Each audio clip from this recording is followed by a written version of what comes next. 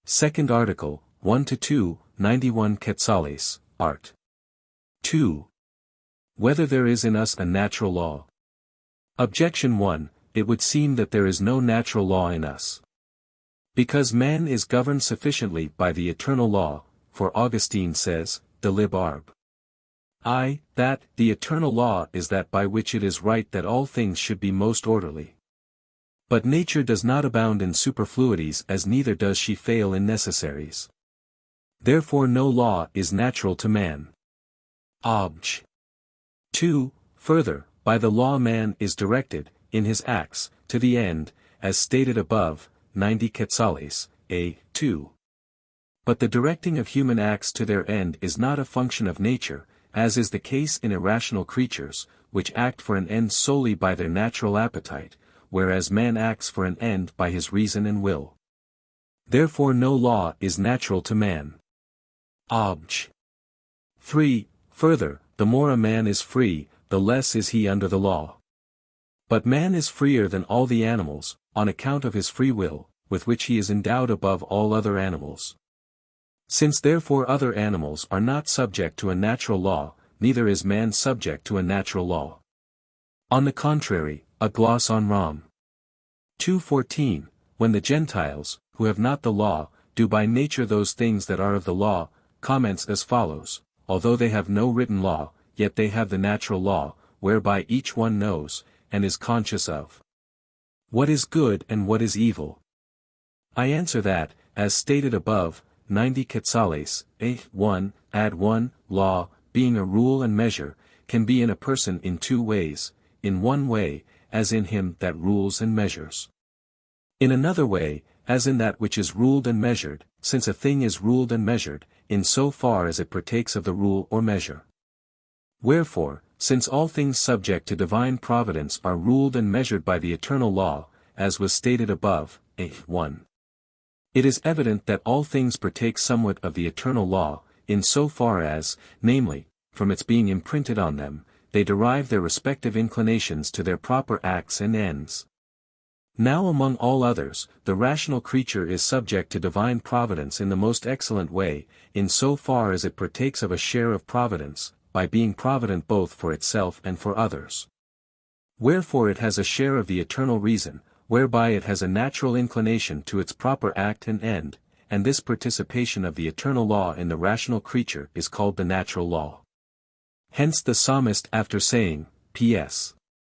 For 6, offer up the sacrifice of justice, as though someone asked what the works of justice are, adds, many say, who showeth us good things. In answer to which question he says, the light of thy countenance, O Lord, is signed upon us, thus implying that the light of natural reason, whereby we discern what is good and what is evil, which is the function of the natural law, is nothing else than an imprint on us of the divine light. It is therefore evident that the natural law is nothing else than the rational creature's participation of the eternal law. Reply Obj. 1. This argument would hold, if the natural law were something different from the eternal law, whereas it is nothing but a participation thereof, as stated above. Reply Obj. 2. Every act of reason and will in us is based on that which is according to nature, as stated above, 10 Quetzales, a. 1. For every act of reasoning is based on principles that are known naturally, and every act of appetite in respect of the means is derived from the natural appetite in respect of the last end. Accordingly the first direction of our acts to their end must needs be in virtue of the natural law. Reply Obj. 3. Even irrational animals partake in their own way of the eternal reason, just as the rational creature does. But because the rational creature partakes thereof in an intellectual and rational manner, therefore the participation of the eternal law in the rational creature is properly called a law, since a law is something pertaining to reason. As stated above, Q. 90, 1. Irrational creatures, however, do not partake thereof in a rational manner, wherefore there is no participation of the eternal law in them, except by way of similitude.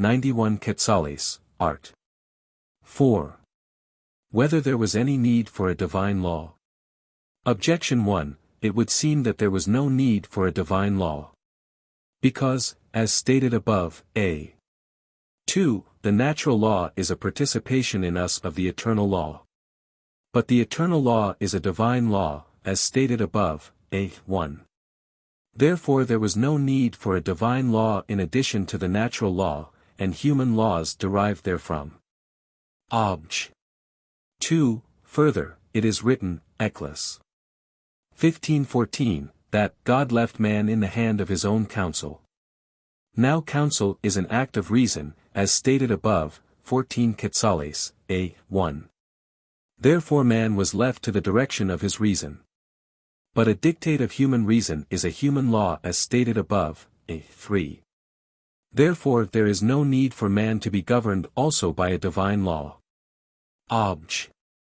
3, further, human nature is more self-sufficing than irrational creatures. But irrational creatures have no divine law besides the natural inclination impressed on them. Much less, therefore, should the rational creature have a divine law in addition to the natural law.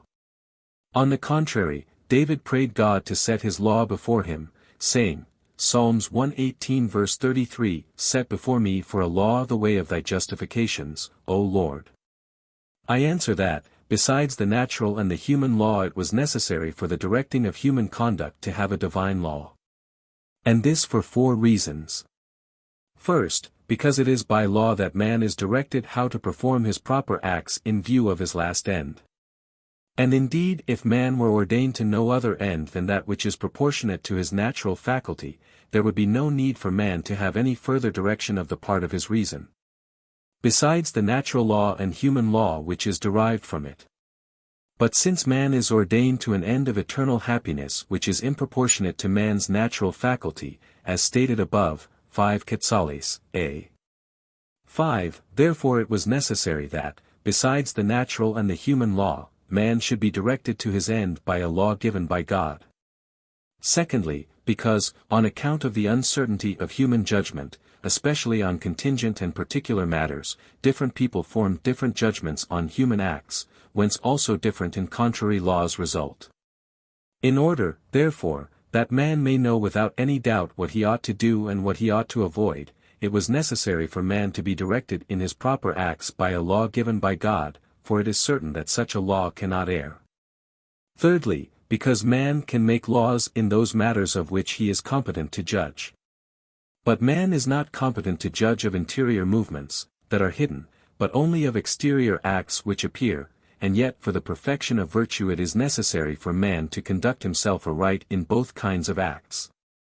Consequently human law could not sufficiently curb and direct interior acts, and it was necessary for this purpose that a divine law should supervene. Fourthly, because, as Augustine says, de lib arb.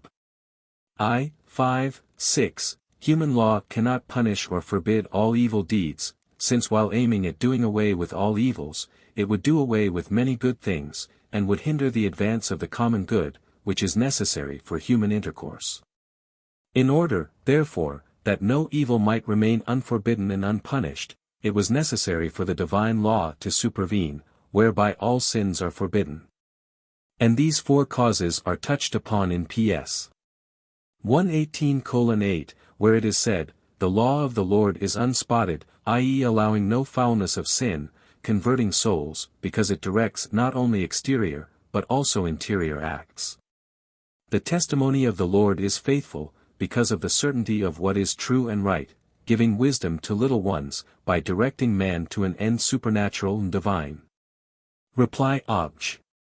1. By the natural law the eternal law is participated proportionately to the capacity of human nature. But to his supernatural end man needs to be directed in a yet higher way.